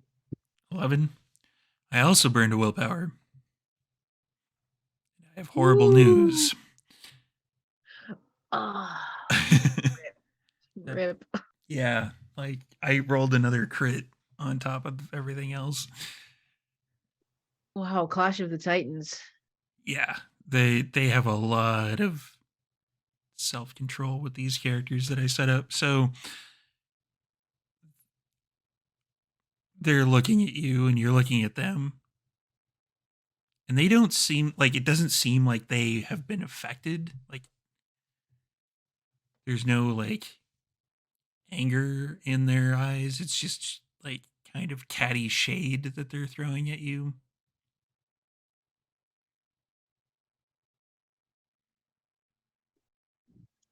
I will walk back downstairs.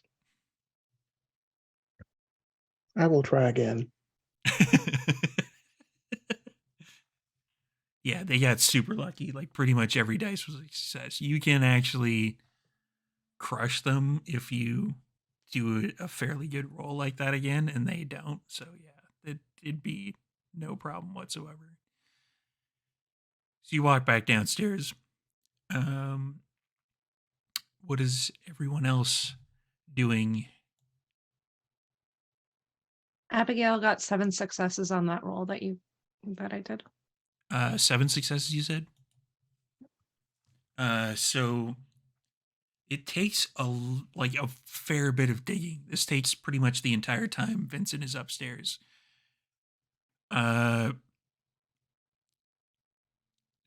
You can tell it's not a real name, but in order to like check financial records and stuff like that, you need to basically like find somebody's like actual name, like the full name for bank account purposes, etc. Pardon me.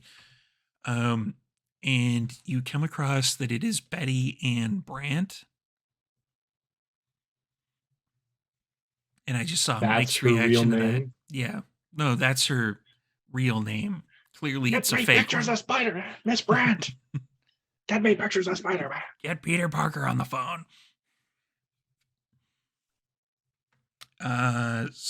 And the other one, let me just double check the old records on that one. So I believe it was Camille for Tristan. Yes. Okay. So Camille, that is just their name. It's Camille. There's no last name. They kind of readjusted it like Cher or Sonny Bono. And yeah, it seems to have been a payment to, like, it's not a payment to like the actual like Acme company. It is a payment to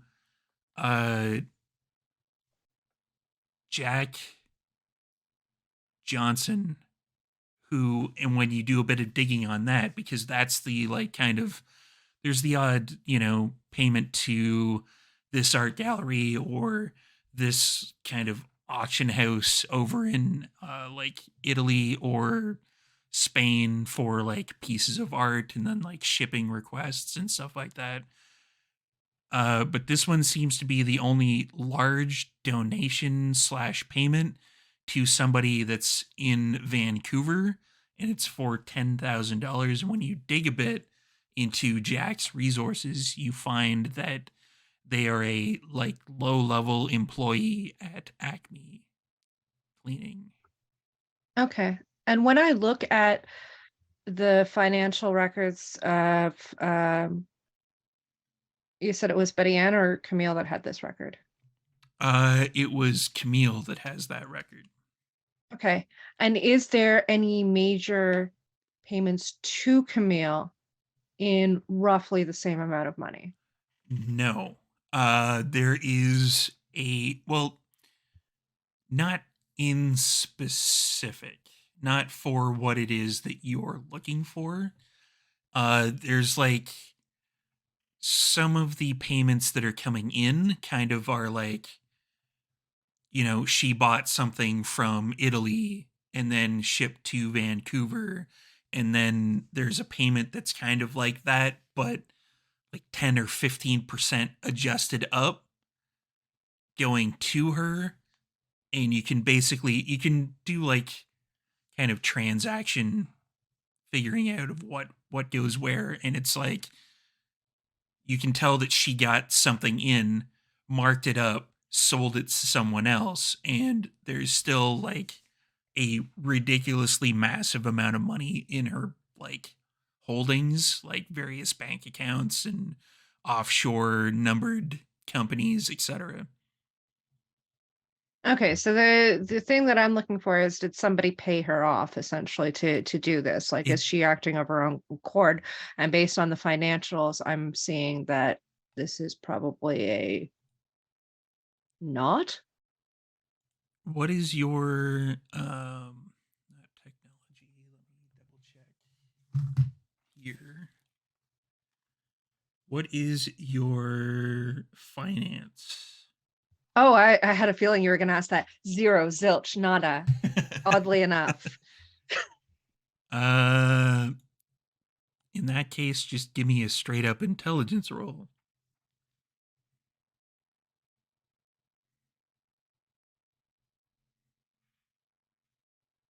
That sounds like a lot of dice. It's fine. You'll be fine. It's No, fine. actually, it wasn't. Can I actually rouse that? If you want. Everything's fine here. How are you? I'm not getting hungrier, am I? Because I just failed another rouse. You are not. Okay, good. I think you get a couple, it seems like.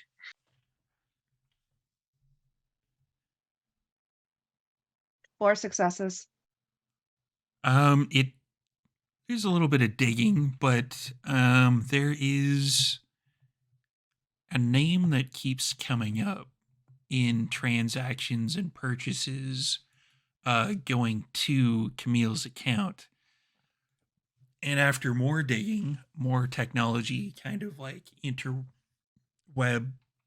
manipulation, hacksaws and the planet or whatever,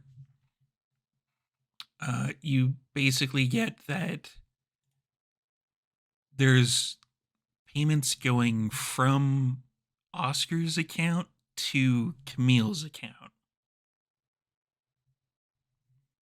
So from what you've been told is the sire, and it takes a little bit more digging to figure out that that's where these accounts are coming from. But it's kind of like it's really really hard to like, because the baseline successes you needed was 4, so it's hard to figure out, but eventually you do figure it out that it's like it's not really money laundering per se, but it's like if the same person buys from that person all the time at, in some cases, kind of ridiculous 20% markups right after they've just purchased something, then that could be seen as payments to like only spread out over time, as opposed to like, here's like an extra 20 million in your account.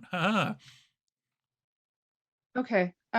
So I mean, I get that. So Oscar's basically helping her do this or whatever. That was pretty much a given. But in terms of like, does this look like a regular, like weekly allowance sort of thing that Oscar's giving her, or does it actually look like he's been giving her specific amounts of money? To the average look at it, like if IRS or whomever would be looking at it, like Canada Revenue Agency, etc., it would look like it's just a regular transaction.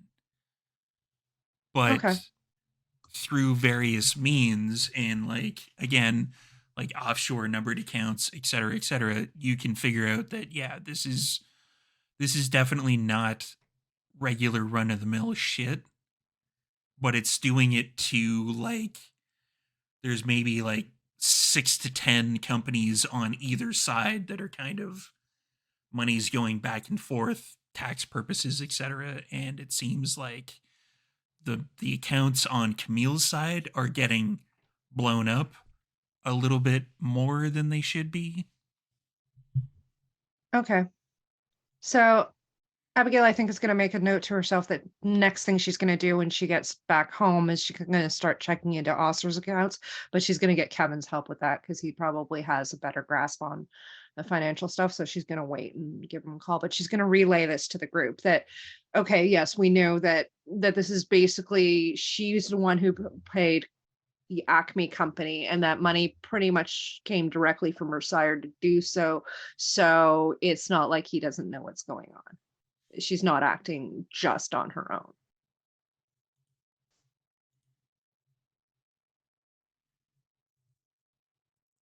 So I'll do some more digging later and find out if Oscar has any sort of payoff for this. But yes, I mean, that's all I could come up with here. I mean, I'm not very financially minded, unfortunately. I'm not some Ventru, but Still, it's that's a great start. I feel like we've got a pretty good grasp on dealing with this with the data that we have. I guess my question is about this particular thing as this like surreptitious surveillance scheme that seems to be going on is the only thing particularly amiss that we can see from our observations here at the court tonight. Does this factor in into some larger thing, or is this just typical kindred bullshit? well, I mean, I guess it depends on who's paying the bills. I mean, we did leave with the knowledge that the Alliance was shuffling their feet around. At least I believe Mordecai and Duran had confirmed that. I'm not sure if that's potentially a factor, but we can't know that until we know where the money's coming from. Yeah, I mean, my first like concern would be potentially that this is surveillance potentially for the Alliance, that the Toreador here have somehow got linked up with them, because who knows what the Alliance is offering individual kindred or groups of kindred for their assistance. Like who knows what kind of benefits and promises of power and influence or whatever. Like I don't really know their platform that much about like what is their ideology here.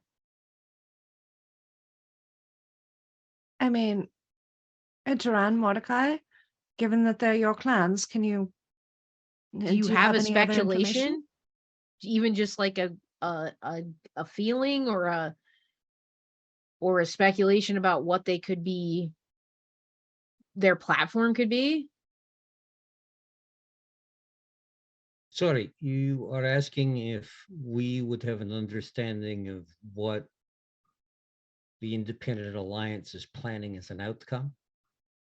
No, I'm not asking for an outcome. I'm asking for like, do you think if they were going to make offers and convince people to come and join them, like what they could potentially be offering? I'm not asking about what are their ultimate plans besides taking over territory.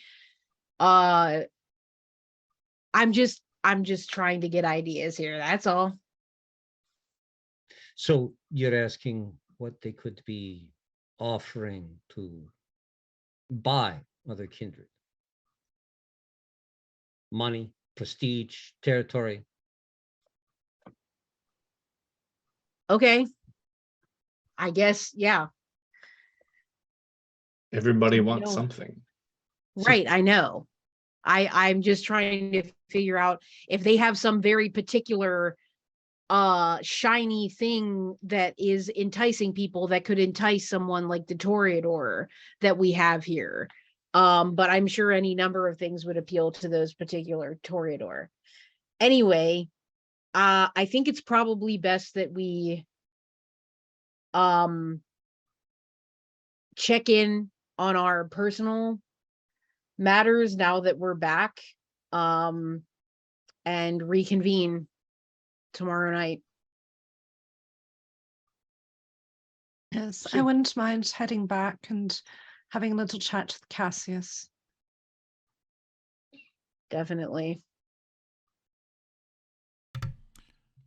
And that's a good point to bring this particular episode to an end, unless anyone has any other pressing business they would like to take care of. I'm good. No? All right. So thank you everyone at home for watching. Thank you for any bits or subscriptions you felt the need to send our way. It is always appreciated. The money goes to people's on screen and in all of our various games. So yeah, we will do a quick round table of everybody to let everybody know where they're going to be, what they're doing, what they're up to, and then we will find somebody to raid because I don't know if Rolling D20s is doing anything vampire related right now. We'll find somebody to raid into, somebody probably playing vampire right about now. So we'll go in opposite order and we'll go over to Cliff. Thanks for tuning in tonight, viewers. My name is Cliff. I was playing Duran Giovanni this evening. And yeah, socials are right over there, if I remember my directions correctly. I got stuff planning. It's going to start happening. I don't know dates and whatnot at this point. So check out the socials. Catch me on Twitter or Instagram, or I really need to check into my Instagram. Haven't been there in a bit. Probably gotten dusty. And I'll let you know what's happening with who knows what games. Thank you very much. Cliff's Instagram is like an old book from a magic shop where you just pick it up and Just about. the big puff of dust comes off it. Sarah. Hey, my name is Sara. I played Prince Jude Duncan. You can find me on Twitter at MC Diabetes. I'm also a creative partner at Martlet Games. We have several things in pre-production and regular production right now, so just keep an eye on the Martlet Games social media for updates on our upcoming actual plays and other things like that. I would direct you to the Martlet Games YouTube, where you can see London's Bleeding, my Vampire the Masquerade 5th edition historical chronicle that takes place just after World War I. You can see the entire series up until the series finale, which we are just marinating to get it right, as well as the epilogue. So be on the lookout for that. Other than that, you can just keep an eye on my socials. That's where you'll see what I'm doing. Thank you. And Mike. Hi, Mike. I played just Mordecai. Nothing else going on there at all. You can catch my pre and post COVID cosplay adventures at Canadian Captain America on Instagram and TikTok, and CDN Captain America on Twitter, where I have been plotting and scheming, but now I need a license to do that, or there's a different license. Anyway, long story short, things are in the works. They may not happen the way I'm expecting them to happen. Yeah, we're not getting into those weeds. So stay tuned. Joe. Yeah. Okay, it was this one. All right. So, hey, everybody. My name is Joe. I play Baron Vincent, both of us, he, him, and I will have my revenge, you Toreador whores. I promise. But yes, my socials are up there somewhere. I'm just chilling. Haven't decided what we're going to do yet, but season 3 for Montgomery by Night / Mobile by Night. That's a hot take I'm going to drop right there because I wanted to play a Camarilla game because I've never played the Cam. So, ugh. Anyway, but yeah, those are my socials, the Toreadors. I will have them for breakfast. See you later. And last but not least, over here, Joanna. Hello, my name is Joanna. I was playing Abigail for you today, and you will find me on socials as Hyrule Gardner. And yeah, that's about it. You'll find me here playing Vampire. Over to Steve. And this guy's Storyteller Steve. Go check out our merch shop where you can get stuff like this. We just released not too long ago the Meat Sea t-shirt. If you're a fan of the Flesh Crafting clan, check that out. And we've got a bunch of other cool shit on there. So, yeah, check out all the stuff in our merch shop. Go to our YouTube. Check out all of our past episodes. We are trying to get up to 1,500 subscribers. And once we hit that, we will give away one of the dice rolling trays. Somebody has one of those. I'm guessing Joanna has one. There you go. You can get one of those with your clan of choice, whichever clan you choose to have, or you can do the storyteller symbol, anarch symbol, etc. And we will be giving that away once we hit 1,500. We are getting close. We are at 1,200 something last I checked. So, yeah, we're pretty close to doing that. Just tell your friends, and we will set up the giveaway for that fairly soon. Other than that, yeah, we're gonna raid somebody, whoever happens to be playing Vampire the Masquerade or related, maybe Bloodlines, in just a few minutes. So we will see you all later. Have a good night, everybody.